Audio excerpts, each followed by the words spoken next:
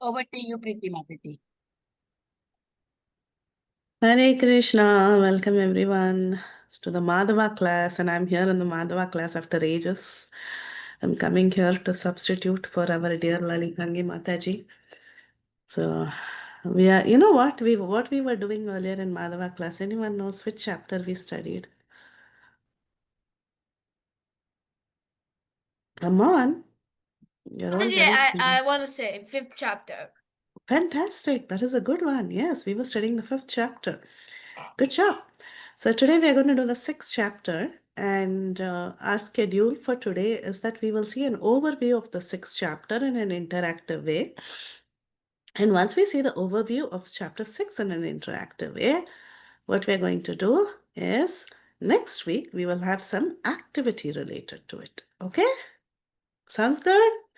Okay, let's get started. I don't see many children. I just see 4 or 5 kids, and I don't see many teens as well. So, but it's okay. We can get started. So, Mataji, I Mataji did not send the live link. Just give me a minute. I will be sending that. I understood. am not able to pull that link out. Yes, take your time. There's no hurry.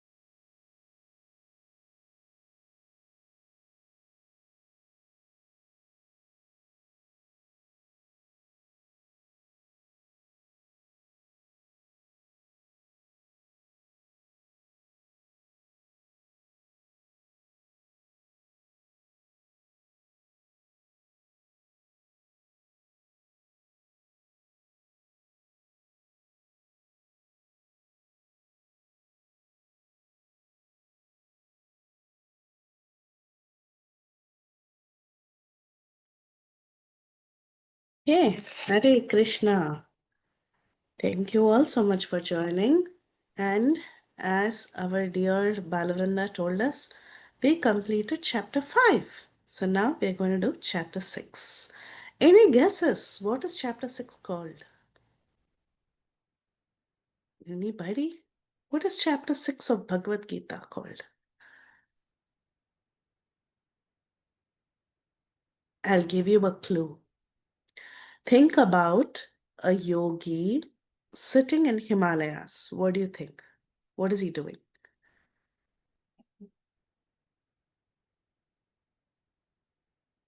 A yogi sitting quiet with eyes closed in a Mataji, tree. Ah, can I show my drawing? yeah, it's beautiful. I'm seeing your drawing. It's really beautiful. I see elephants and crocodile. Yeah, it's a Gajendra Yeah, pastime. just about a second.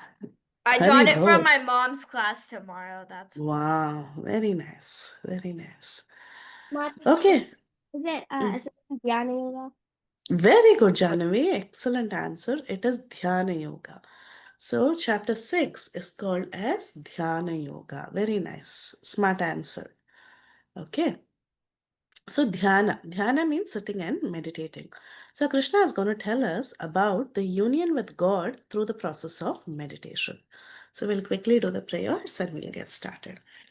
Om Ajnanatimirandhasya Jnananjanashalakaya Chakshurunmilitam Nena Tasmai Shri Gurave Namaha Mukam karoti vachalam bambam langayate girim yatkripathamaham vande Sri Gurum Deenatharinam Paramananda Madhavam Krishna Chaitanyam Ishwaram. Nama Om Vishnu Padaya Krishna Presthaya Bhutale Sri Mate Bhakti Vedanta Swami Niti Namne Namaste Saraswati Ve Gauravani Pracharine Nirvisesha Shunyavadi Paschatya Tarini Jai Sri Krishna Chaitanya Prabhu Nityananda Sri Advaita Gadadhar Sri Vasadi Gaur Bhakta Vrinda Hare Krishna, Krishna Krishna, Hare Hare, Hare Rama, Rama Rama, Hare Hare, Hare Bol.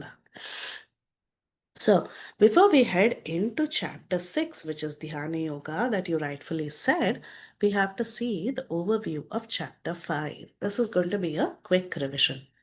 So, in chapter 5, this is what we saw. The first thing we saw is that we are all in this material world. But then, though we are staying in this material world, we should be in this world, but not of this world. What does that mean? That means we should not be too entangled in this world. We should be like a lotus leaf. So, has anyone seen a lotus leaf? Anyone? Mataji. Yeah, I've seen a lotus leaf. Okay, what happens when you put water on a lotus leaf, Balavanda? It will kind of like sometimes it will slip down. Ah, good job. Yeah. So the lotus leaf has a waxy surface, and when water is spilled on a lotus leaf, that water drop falls off. It doesn't stick to the leaf. So, like that, in this material world, we have to be like a lotus leaf. That means, though we are in this material world, we should not get too entangled. Don't take it very seriously. We have to perform our duty. We have to be detached from the results. That means you have to, as a student, you all have to go to school, you have to study well. That is your duty. You write exams, but you don't worry about, oh, what if I don't get A plus? What will happen? Don't get too entangled. Don't worry too much about results. Leave the result to Krishna. If you have done your job, if you have studied well, and if you have written sincerely, the results will be good. Okay, so in this material world, you try to control your senses. That means, what do? You take association of devotees, you read Bhagavatam, Bhagavad Gita, you chant, you follow a good sattvic, Krishna conscious, Krishnatarian diet. So, if you are like that in this world, you can be like a lotus leaf, be in the world but not of the world. Okay. So that is the first section of chapter 5. Chapter 5 is also called as Karma Yoga. That means actions, the actions that you're doing, action in Krishna consciousness. So, how do you act in this world? You have to be like a lotus leaf. And then one may ask, am I the doer? Why should I not enjoy the results? Am I the doer or somebody else is the doer? So the answer Krishna gives is that he says there are three doers. It is not just you. So don't take credit for everything. It is not just you. Who are the three doers? The modes of material nature, which means that in this world, people are either in Sattva gun, Rajogun, or Tamogun. So, depending on the quality that you have, you, the soul, aided by the super soul, the three of you together are the doers. So, that is the second section of chapter 5. The third section of chapter 5 that we saw is about a great Pandit who has equal vision of everything. He sees others and himself in equal vision. And then we saw a quick introduction to chapter 6, which is Ashtanga Yoga. That is what we're going to discuss. Dhyana Yoga, like Jhanavi said, that is the essence of chapter 6. But in chapter 5 itself, Krishna gave a slight overview and he introduced us into the concepts of chapter 6. The last part of chapter 5 was the peace formula. Anyone knows the verse of the peace formula? Do you know? I'll give you a clue. It begins with Bhoktaram. Anyone knows the verse? Come on. Mataji, I know, Your children Mataji, are I very... know. 10. Bhoktaram yagna tapasam sarvaloka maheshwaram susadam sarvabhutanam gyatmanam shantirichyate. Excellent. Bhoktaram yajna tapasam. So the Lord is the enjoyer of all the sacrifices, of all the austerities. He is the Lord of all the demigods, all the worlds. And whoever understands this, he is known to be peaceful. He understands, I am not the doer. Krishna is in charge of everything. So that was chapter 5 for us. But today we are going to delve into chapter 6. Dhyana Yoga. Janvi told the topic, Dhyana Yoga. We are going to understand Dhyana Yoga with a beautiful acronym. You know what an acronym is? An acronym is a word which you can remember the contents of a chapter, by which you can understand the contents of a chapter. So, verses 1 to 9 in chapter 6 is going to tell you if somebody is your enemy or a friend. Who's that somebody? We'll find out. Okay. Verses 10 to 36, they're going to talk about the process of this Dhyan Yoga or Ashtanga Yoga.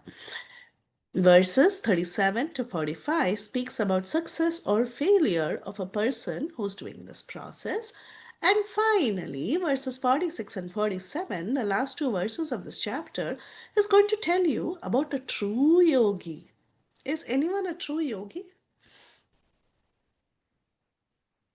I think all of us are, because we are trying to practice bhakti, right? So we are all true yogis. That is what Krishna will confirm at the end of the chapter. Okay, so who do you think that enemy or friend is? Okay, let me ask you, who's your friend? Can someone give me an answer? Who's your friend? Yes, Balavrin. My friend is Krishna. Oh, very nice. Why do you think he's your friend? I have a lot of friends actually. Krishna is my friend because he provides me everything, and he is very nice to me.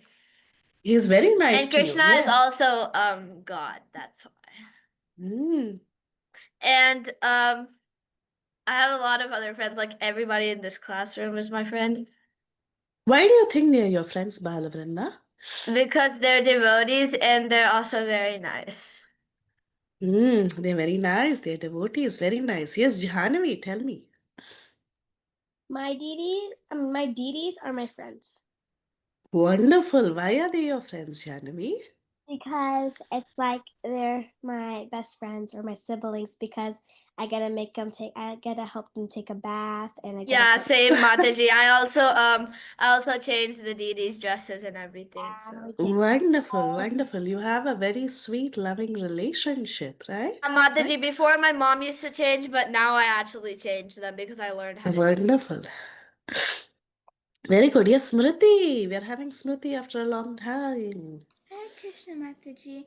Mataji, for me, I think my friends are people who that are well wishers of me and who only want me to do the best I possibly can, and they don't want me to do something that's not right, and they make sure that I do what's right. I think those people, Hari those bol. are That's the a best very good friends. answer. Very good answer.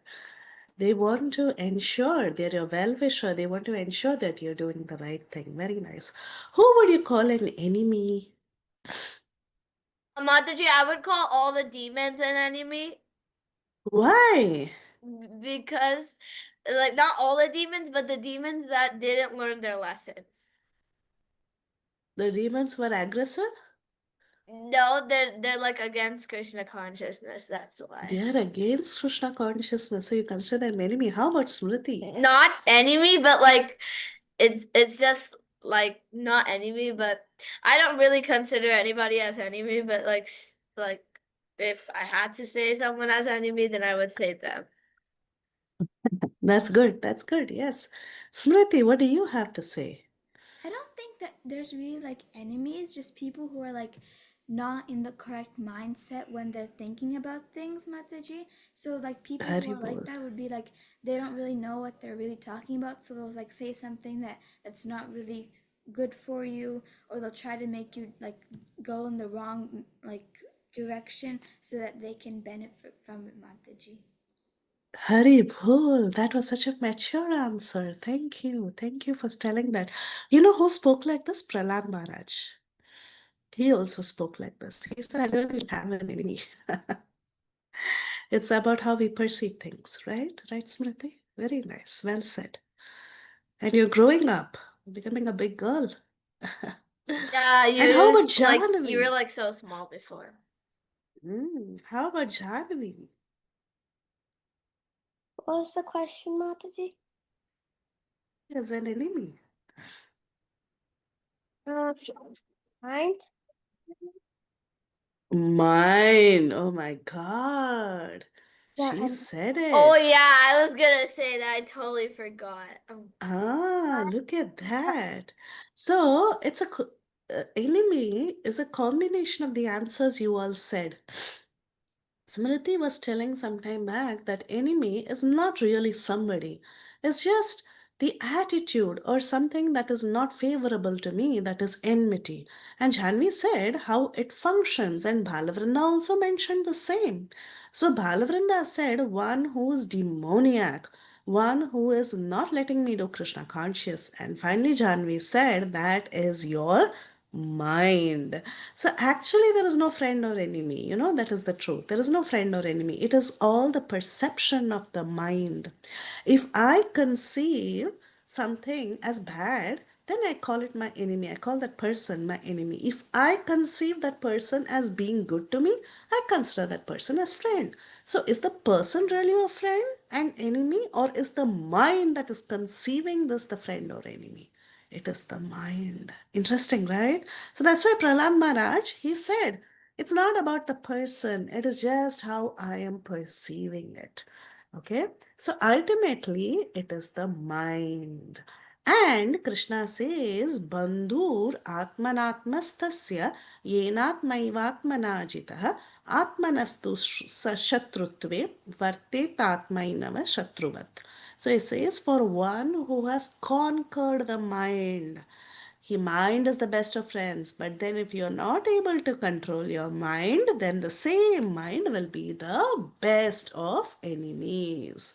So that's why when we speak, before we speak something or before we start learning, we offer our respectful obeisances unto our spiritual master, Om Ajnana Thimirandasya Jnananjana Shalakaya, because we are very foolish. We are dull. We need that torch of knowledge. We need someone to open our eyes to know that the mind is the culprit. It is not somebody who's the culprit. Rather, it is the mind who's the culprit. Okay, so like you all mentioned, when I asked you who's a friend, you said, oh, one who helps me, one who helps me make right choices. So these are friends. So if your mind is functioning in such a way that your mind is supporting you, your mind is making you take right choices, the mind is directing you towards achieving proper goals, without getting entangled in sense gratification, then your mind is a friend. But then, if the same mind is playing games in your head, if it is blocking your progress, if you're simply getting irritated, agitated, it is not the person who's irritating you. It is the way you are reacting to that person that is the irritation, right? If your mind is telling you to follow sinful desires, if you're simply attached to sense enjoyment, then if the mind is not controlled, it will result in degradation. So basically, like Balvrinda said, she said, demon is my enemy and divine is my friend. But this demon and divine, just like how Janvi and Smriti said, it is all in the mind, which means it is within me. It is about how I perceive it. So, what's the life lesson? You're not the body. Actually, you're not even the mind. You think you're the mind? It's not true. You're not the mind. Who are you if you're not the body or mind? Who are you? Mataji, we're the soul. We're the Yes, you are the soul. soul. And we're also Correct. we're not even a piece of dust in front of Krishna. Correct. So, you're only the spirit soul, you're not the mind, you're not the body. But then, by Krishna's mercy, you can control this mind. How are you controlling this mind? By taking up devotional processes like chanting and hearing. By So when you using take the up, manual Bhagavad Gita, by by using using the the manual manual instructions that Krishna gave us. Mataji, correct. by serving Krishna and doing all the devotional service with pure love and devotion. 100% by serving Krishna. So basically, when you feed your mind with positivity, your mouth is going to also speak something positive.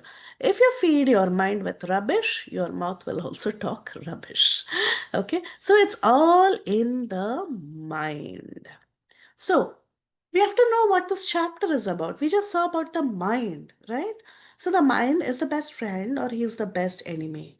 But then, what is yoga? What are we talking about? This Ashtanga yoga, Dhyan yoga. So, for that, we should understand yoga means union of that individual soul with the supreme consciousness. So, with the help of mind, this controlled mind, you're trying to connect with Krishna. The soul is trying to connect with Krishna with the help of a controlled mind. Okay, that is the purpose of yoga. Sometimes you might see some yogis who are sitting like this. They'll be doing breathing exercises, they'll be jumping, they'll be doing all sorts of gymnastics. But all this is not yoga. Yoga means union with Krishna through the medium of the mind. So let's see how this yoga process moves. So first there is the beginning stage and then there is an advanced stage. So in the beginning stage, you know what the yogis do? They follow rules and regulations. They are not allowed to eat and do anything they like. They also have to follow regulative principles. There are things to do and things not to do. Then they start doing these different bodily exercises that you see on TV and other places. They also do breathing exercises. So when they are doing this, eventually they are withdrawing their senses from sense objects. That means they are controlling their senses with the help of a sharpened mind. And then when the mind is sharpened and the senses are not getting disturbed, they start focusing on the beautiful form of the Lord. So, yoga doesn't stop with just breathing exercise and gymnastics. No, yoga is actually fixing your mind on the form of the Lord. And then, as they keep doing it, they intensely focus on every limb of the Lord, and then they attain complete absorption, which is called as samadhi, which is the advanced state, and that is when the yogi has attained perfection. Yes, Jahnavi, what was your question? I don't have a question. I have something to say. Say that again. I have something to say. Yes, please go ahead. We got new DDs. Oh, We got a Radha and Krishna DD, and wonderful. we got them installed by Prabhuji, and their names are now Radha Kunja Bihari. Happy Bol, beautiful names. Beautiful names. Now, whenever we got close to them, so Krishna has a dhoti and Radharani has a skirt, so now I gotta dress them up. So, very nice. That's a very beautiful way of being in samadhi. You know what samadhi is? Attaining perfection in meditation. So when you're dressing the deities like that, you are in samadhi because your full focus is on dressing Radha Krishna. Okay, that's a very beautiful practice. Very nice. Bought so much jewelry, so I can put over jewelry on a Radharani. Ah, beautiful. Yes. And what about Bala Vrinda? She had something to say. Mataji, I wanted to say that like I like dressing up the deities because it's very fun and I feel very happy when I dress up the deities. Very good, very good. So Krishna says that if you are like this, if you are regulated, if you're sense controlled, one who's regulated and has habits of eating, sleeping, recreation, work can mitigate all material pains by practicing the yoga system. So he says to practice this yoga system, this Ashtanga yoga system, first and foremost thing, you should have regulated practices. And then, how should you engage in the meditation? You should sit firmly, you should fix your mind, you should meditate on the form of the Lord, and always be regulated in your habits. Such a person can perfectly follow the process of yoga. So, when this person has reached perfection, when he's following that process, when he's meditating nicely, his mind is controlled. Remember that mind that can be your friend or enemy? That mind gets controlled, and that mind is not after material desires. Just like how you see this flame in the picture. So, when you have a candle light or a deepa or a diya in your house, and if there is wind, like on Diwali we all light lamps all around the house, outside the house. So if there is a little wind, what happens to that flame? It What blows. happens?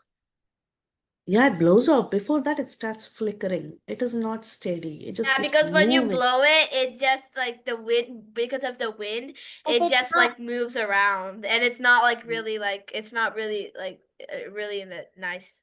in the very beginning, when the soft wind hits it, it's gonna move around. But when the wind keeps on, Yeah, but when you continuously doing it, it's gonna stop. Yes, correct. So basically, the mind is like that. The mind is very flickering. It is continuously getting disturbed. But then, a person who has gone through this yoga process, who has come to the perfection stage, in his meditation, his mind has become steady, like a flame that is not disturbed by the wind. That's how he becomes. So, how to become a success in this practice of yoga, meditation? From time to time, you should bring your mind back. The nature of the mind is to jump to different places. Just like if Smriti is sitting in where are you sitting, Smriti? In which city? Oh, Charlotte, right? Charlotte. Yeah, you're sitting in Charlotte. So if Smriti is sitting in Charlotte, suddenly she's thinking about somebody in Texas. Okay, so the mind has the capacity to travel so many miles in a second. That's how powerful the mind is. So when imagine a yogi who's sitting and trying to meditate, it's not going to be easy for him. His mind is going to go everywhere. So constantly he has to bring back and to the self. So that is what he has. Okay. So somebody raised hand. Yes, Balvranda. That wasn't me. That was someone else. That Oh, was Bhakti you. I Sinha. think it's you, Mataji. Oh, really? Okay. Mataji, you did like this, Mataji. So you know what happens? So there's a new thing. If you click on recognize hand gestures, you put your hand up, and then it does that. Yeah, got So it. Got it. Okay. I was the one Such who a I was oh, the you one did who it? raised my hand. Yes, but it showed Akanksha. us Tell me. Bhakti Sang. Yeah. So I just want to say that I live in Charlotte right now.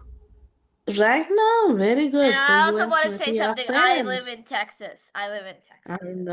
I know you live in Texas. Very nice. Texas. So this yogi who has this attained the samadhi, who's perfected, he sees Paramatma everywhere. That means when he sees all living entities, he doesn't differentiate. He doesn't think, oh, this is Balavrinda, that is Jhanavi, this is Akanksha, that is Smriti, this is Shubhadra, Giridhari. He doesn't think based on the body. He sees everyone as equal. This is Suraj. He doesn't see like that. So he sees everybody is a part and parcel of Krishna. He's seeing the super soul in everybody's heart. Such is the vision of a perfected yogi. Okay. So now this is all good to hear, right? The yogi is very great. He has done so much yoga. He's attained perfection and he has seen everything clearly. He's seeing equality in everyone. He has attained samadhi. All that sounds good. But you think it's practical? Arjun, he was a great warrior. He was telling Krishna, what is all this? Sit in one place, sit and control your sense, meditate, don't do this, don't do that, do breathing exercise, do physical exercise, then concentrate your mind on a form. Do you think it's practical? He asked. Just like how we would ask, right? I don't think it's practical for any one of us. If Janvi is asked to do deity worship, she will go and do. But then, if Suraj is asked to sit and meditate in one place, you think Suraj is going to listen? He's not going to listen. Maybe, no, I can't do it. I get restless. I don't want to do it. Why should I do it? He will ask. So, similarly, Krishna, when Krishna was giving this lecture about Ashtanga Yoga, Arjun also said the same thing. He said, what are you talking? It's not practical. Chanchalam hi manaha Krishna pramati bhalavadridam tasyaham nigraham manye vayuriva sudushkaram. He says, see, this mind is very restless, Krishna. It's very strong, obstinate. And if I have to control it, it is more difficult than controlling the wind. I can shoot an astra and I can even control Vayu, the wind. But then I cannot control this mind. Why? Because we saw how Smriti's mind, one second it was in Charlotte, the next second it went to the place where Balavrinda is. Right? So it's so fickle, it is so difficult to control the mind. So Arjun said, this is not possible, all your advice is not great. So at that time, Krishna says, I'll give you a solution. How to control your mind? He says, Abhyasena tu kauntena vairagyena chagrihyate. O Kaunteya, it is very difficult to control the mind, but then you have to do practice and detachment. That means these yogis who are sitting in the Himalayas, they are continuously practicing day in and day out for many, many, many, many years. Initially, it's difficult for them also. But then, after suitable practice over a period of time with detachment, not getting entangled in other things, they are able to control the mind. So, what did we learn from this? Of course, we are not going to become a yogi. We are not going to do Ashtanga Yoga. But then, what did we learn? We learned the importance of focus. We have to focus. If we want a controlled mind, we should learn to focus. Focus on what? Focus on what you're doing right now. So, if you're doing an activity, focus on that. Don't keep doing 100 different things. Don't worry about your school, don't worry about your makeup, don't worry about the reels that you're seeing, don't worry about anything, just focus and be present in that situation. If you are listening to the class now, focus and just listen to the class, don't worry about other things. So if you do like that, every activity, like if you're in school, just focus on studies, focus on what the teacher is saying. If supposing you are chanting, just focus on chanting. If suppose you are playing, just focus on playing. Do one thing at a time, give it your best. So like that, with practice, slowly over a period of time, you will succeed. So you have to mind your mind. That means keep aware of what is happening in your mind. Bring it back if it is going to different places. Okay, so this is what Krishna is telling. He's telling, mind your mind, bring back the focus. And now Arjun had a question. Okay, all that is fine, mind your mind, I'll try my best. But then what if I fail? All of us are going to fail miserably. We are not so perfect. So we are all going to fail. So then Krishna says, don't worry. Even if you fail, it is okay. If you have failed after a little bit practice, then in your next birth, you will take birth among righteous people, among rich people, so that your basic needs are covered and you can focus on Krishna. So this is not only for a yogi, but it is also for bhaktas, devotees.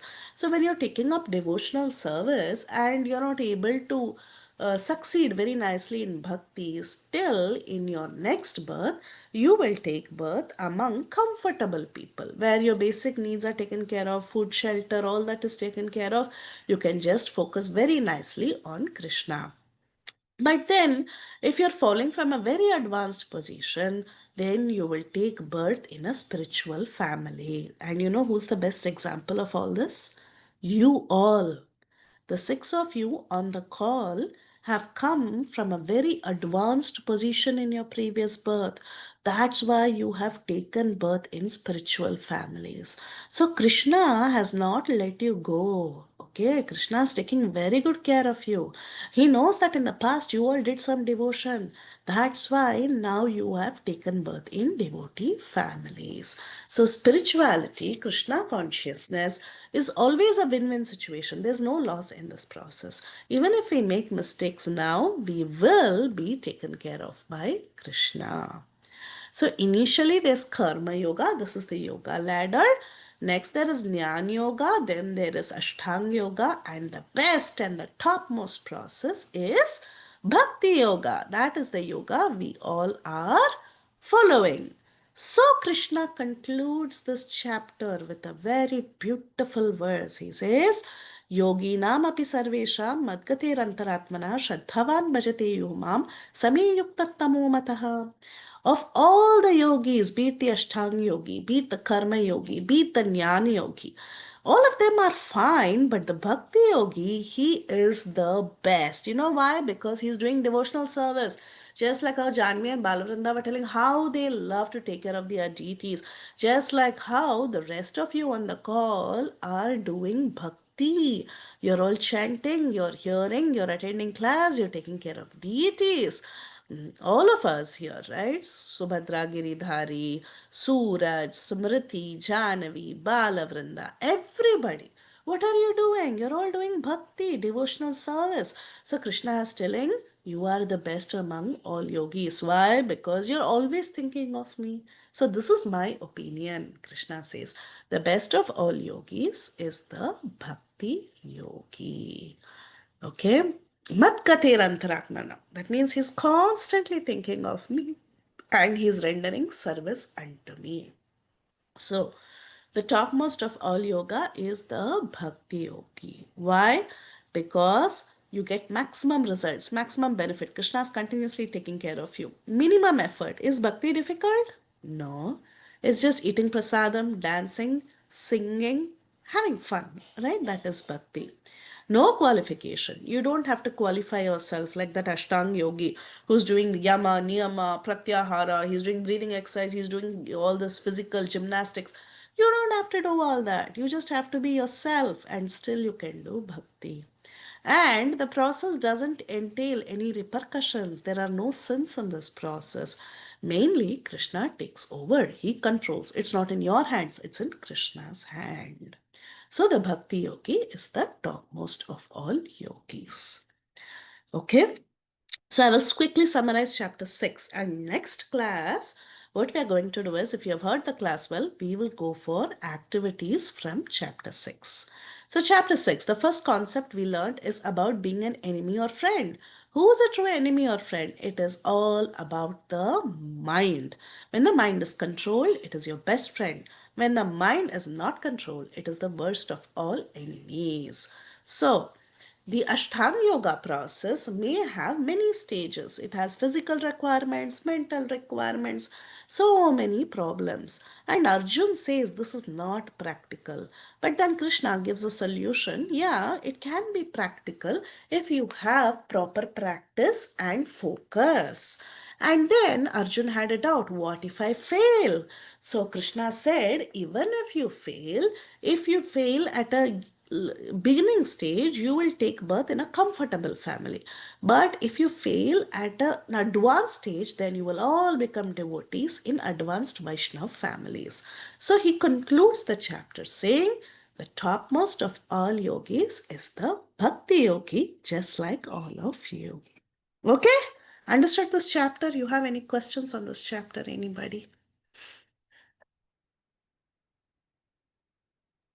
No, Mataji. Can I show something? Yes. I'm almost done coloring this. Wonderful. It looks great. Gajendra Moksha. Very nice. Now you can see it clearly because it's almost colored. So That's beautiful. Yes. That's beautiful. Yes. Anyone else? Any other questions, comments, thoughts?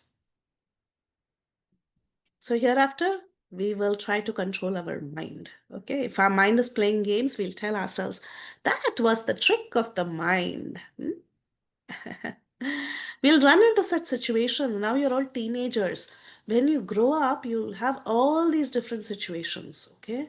And that is when we should not get very upset with life.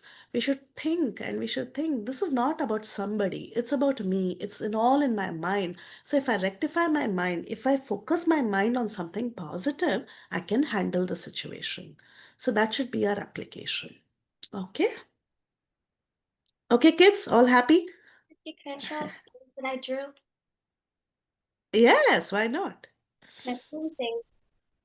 I drew an abstract version of Gopeshwar Mahadev. Oh, that's so wow, that beautiful. looks really good. It's amazing. Yeah. Abstract version of Gopeshwar Mahadev. I drew a jellyfish. Oh, that is cute too. Jellyfish. Cute. And I drew Sri Radha. Oh, Sri Radha. See, this is devotional service. You have drawn Sri Radha. What more samadhi do you need? One thing, I drew a car for art. Car too, but very nice. Lovely. That car looks really good, actually. Thank you. Yeah. I'm not that good at drawing cars. It's okay. You will learn. I mean, I can draw Okay, cars, guys. but not that good. Okay, so thank you all so much. We will end the call here and we'll meet next week. Okay. Panchakalpataruvasya कृपासिन्धुभ्येव च पतितानां पावनेभ्यो वैष्णवेभ्यो नमो नमः अनन्तकोटि वैष्णववृन्द की जय श्री प्रभुपाद की जय माताजी की जय Mataji Hari ki Bol. all the jai. All glories to all the all devotees. devotees की Hari जय हरे Bol. कृष्ण माताजी दंड प्रणाम Hare Krishna.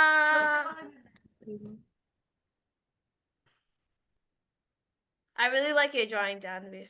Okay, end the call. Bye, Janvi.